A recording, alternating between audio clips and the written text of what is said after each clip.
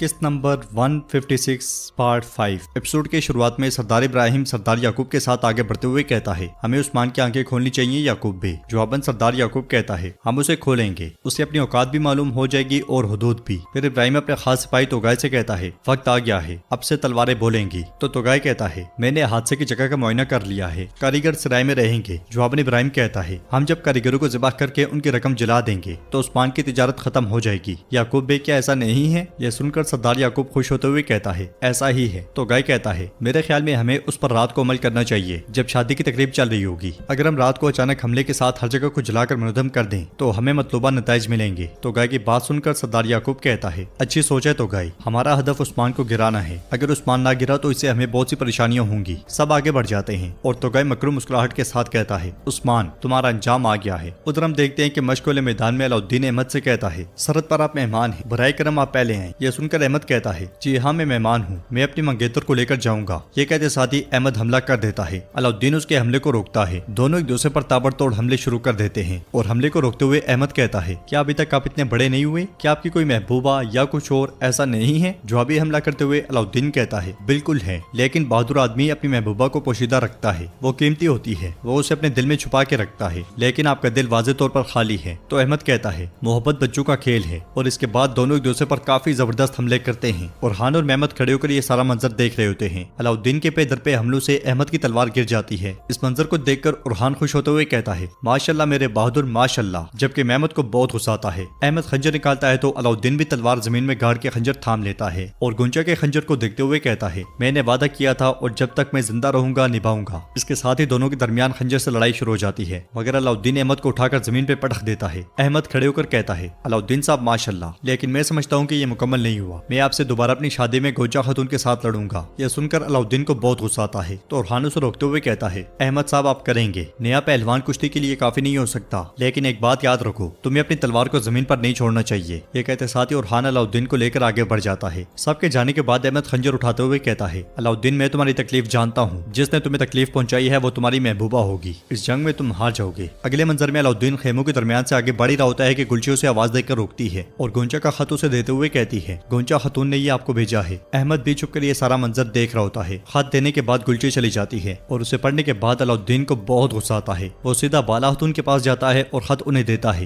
ये देखकर अहमद कहता है, कुछ तो गड़बड़ है। फिर अपने सिपाही तुर्गुत से कहता है, अलाउद्दीन को देखो, जब वो कबीले को छोड़े तो फौरन मुझे बताना। खत पढ़ने के बाद बाला खातून अलाउद्दीन से कहती है, गोंजा कल सेना उब जाएगी है ना? तो अलाउद्दीन कहता है, मैं बाबा के पास जाऊंगा। इसके साथ ही वो दोनों उस्मान साहब की तरफ निकल पड़ते हैं। नाजरीन, इसके बाद हम देखते हैं कोनूर जब सराय में दाखिल होता है तो बुरहान वहाँ पे आंखें बंद किए बैठा होता है। कोनूर पीछे देखते हुए मुसलसल खसरो खसरो पुकार रहा होता है और आगे बढ़कर बुरहान की हालत का जायजा लेता है। तो बुरहान एकदम से खंजर उसके गले पर तान लेता है। फिर उठते हुए कहता है, कोनूर खुशामदीद, मैं तुम्हारा ही इंतजार कर रहा था, तुम अपनी गद्दारी की कीमत अदा करोगे। जवाब में कोनूर कहता है, मैंने धोखा नहीं दिया, लेकिन मैंने अपना रास्ता चुना है। यह सुनकर बुरहान अलमारी की जानिब इशारा करते हुए कहता है, देखो क्या तुमने अपना रास्ता इनके साथ चुना है? जवाबन कोनूर कहता है, रास्ता वो है जो हक की तरफ लेकर जाता है, ताहम मैंने जोरों पर भरोसा किया, मेरा रास्ता उस्मान साहब के साथ एक ही है। यह सुनकर बुरहान कहता है, कोनूर तुम्हें रास्ते से हटे हुए काफी अरसा हो गया है, अब तुम इस सब की अदायगी करोगे। तो कोनूर बुरहान का हाथ पकड़ते हुए कहता है, तुम मेरी जान ले सकते हो बुरहान, लेकिन मेरी बात गौर से सुनो, उस्मान साहब खतरे में हैं, मेरी मदद करो। बुरहान हैरानगी से पूछता है, कैसा खतरा? तो कोनूर कहता है, इब्राहिम बे, वो मुझे उस्मान साहब से निजात दिलाना चाहता था और मुझे अपने पैरोकारों में शामिल करना चाहता था, यहाँ तक कि उसने अपने कुछ आदमियों को खो दिया। वो कुछ खेल तरतीब दे रहा है, हमें उन्हें बेनकाब करना चाहिए। ये सुनते साथ ही बुरहान खंजर हटा लेता है और मजीद पूछता है, अगर तुमने कोई गलत बयानी की तो?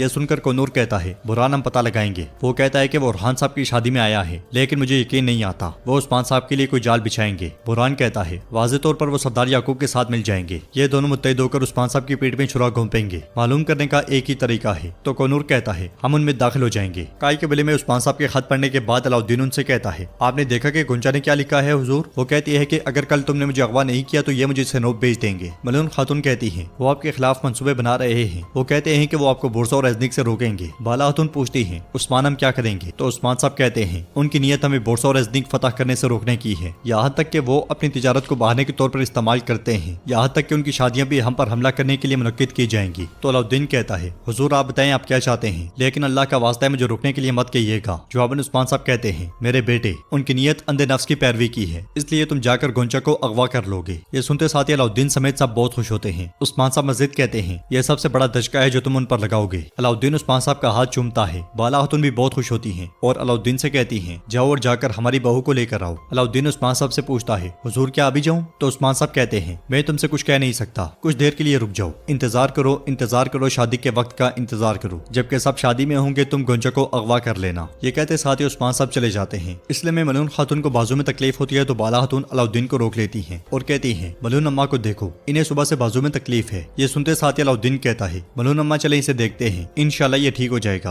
नाज़रीन इसके बाद अगले मंजर में हम देखते हैं सब खवातीन दुल्हन के साथ मौजूद होती हैं। मलून खातून और बाला खातून उसे मेहंदी लगा रही होती हैं। पास खड़ी बाकी खवातीन गा रही होती हैं दुल्हन को देखो इसने हाथों पर मेहंदी लगाई है, दुल्हन को कुछ ना कहना वरना वो तुम सबसे झगड़ के घर वापस चली जाएगी। आपकी मेहंदी मुबारक हो, आप अपने खेमे में खुश रहें। मेहंदी लगाने के बाद बाला खातून और मलून खातून उसके चेहरे से दुपट्टा उठा देती हैं और उसे मुबारकबाद देती हैं। दूसरे खेमे में सरदार याकूब कबायली सदरान के साथ बैठा होता है और उनसे कहता है हजरात इन जरखेज जमीनों में वजूद का रास्ता इत्तेहाद है, ताकत के पीछे इत्तेहाद कायम होता है जो अपनी अंधी ख्वाहिशों की वजह से आवाम को तकलीफ में नहीं डालता। तो एक सरदार कहता है याकूब साहब आप ठीक कहते हैं, बहुत से कबाइल तबाह हुए और बहुत से बहादुर लोग इन ख्वाहिशात की वजह से मर गए। फिर एक और सरदार कहता है सल्जोकी तुर्कमानों के लिए डाहाल थे, वो गिर गए और अब कबाइल का काम मुश्किल हो गया है। फिर एक और कहता है इंशाल्लाह हम उस्मान साहब के साथ तमाम रुकावटों पर काबू पा लेंगे। मगर सरदार याकूब कहता है और मैं आपसे इस बारे में बात करना चाहता था सरदारान, मैं जानता हूँ कि उस्मान साहब ने आपको उनसे बैत करने के लिए बुलाया था, उस्मान की बैत ना करो। यह सुनकर सरदार हैरान रह जाते हैं और एक सरदार कहता है आप ही थे जिन्होंने हमें मुत्तहिद होने के लिए बुलाया, आप ऐतराज क्यों उठा रहे हैं? जवाबन सरदार याकूब कहता है क्योंकि मैं नहीं चाहता कि आप उसके लालच के पीछे छुप जाएं। उस्मान को छोड़ो, मुझसे बैत करो। तुर्कमानों के लिए डाहाल बनने वाली सलाहियत सिर्फ मेरे पास है। मेरा खजाना उस्मान के खजाने से 10 गुना बड़ा है। जंगजू की तादाद उस्मान की जंगजू की तादाद से 4 गुना ज्यादा है। इसके साथ ही उसके कहने पर सिपाही सोने की संदूक लेकर आते हैं जिन्हें खोलते हुए सरदार याकूब कहता है अगर तुम उस्मान की बैत करोगे तो तुम मुसीबत में पड़ जाओगे, अगर तुम मेरे पीछे खड़े होगे तो सब अमीर हो जाओगे, मेरे सोने से खुश रहोगे।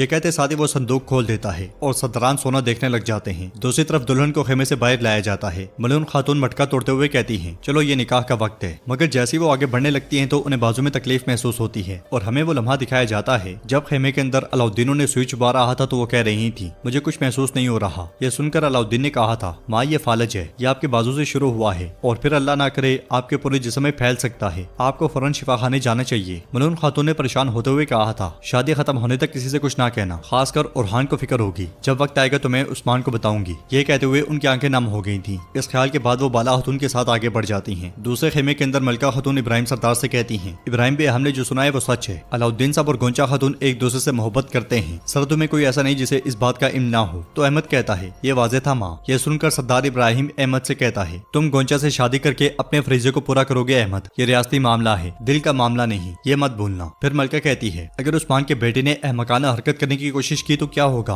अगर उसने लड़की को अगवा कर लिया तो हम क्या करेंगे। ये सुनते साथ ही सरदार इब्राहिम चिल्लाते हुए खड़ा हो जाता है और कहता है खातून उस्मान उसे ये हिमाकत नहीं करने देगा, जब कोई गलती सरजद हो जाए चाहे वो छोटी ही क्यों ना हो। तमाम तुर्कमान एक दूसरे के खिलाफ हो जाते हैं और उस्मान ये बात अच्छे से जानता है। चलो बाहर चलते हैं, निकाह का वक्त हो गया है। ये कहते साथ ही वो तीनों खेमे से बाहर चल पड़ते हैं और नाजरीन एपिसोड भी इख्तिताम पजीर होती है। अगर आपको वीडियो पसंद आए तो वीडियो को लाइक करें, चैनल को सब्सक्राइब करें।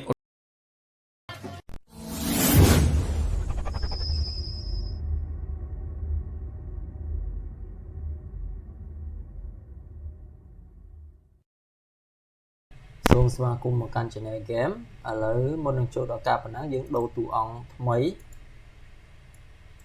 អូខេយើងមើលតួអង្គណាឥឡូវយើងយក Easy Pro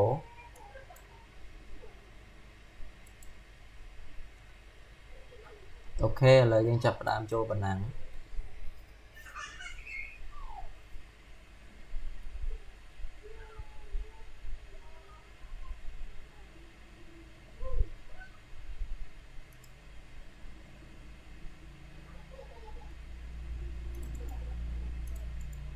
អូខេឥឡូវយើងចេញដំណើរទៅហើយលើកនេះយើងដូរតួអង្គថ្មីចាំមើលយើងអាចដណ្ដើមបានលេខ1ទេ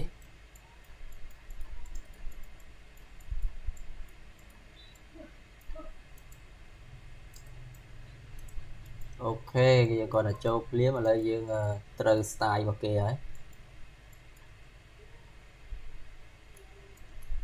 ត្រង់នេះបើសិនតែយើងគិតឆ្វេងគិតស្ដាំរំវែងឥឡូវលេខអីហើយ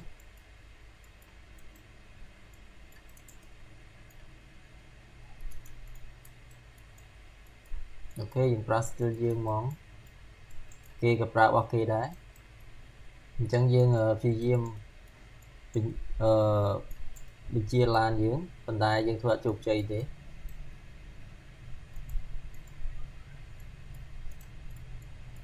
យើងធ្លាក់នៅលេខ3លេខ1លេខ2ដូចជាដាច់យ៉ាងឆ្ងាយហើយ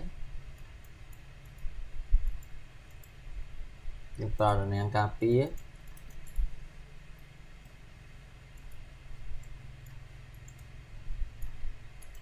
អូខេហើយជាបានត្រឹមលេខ3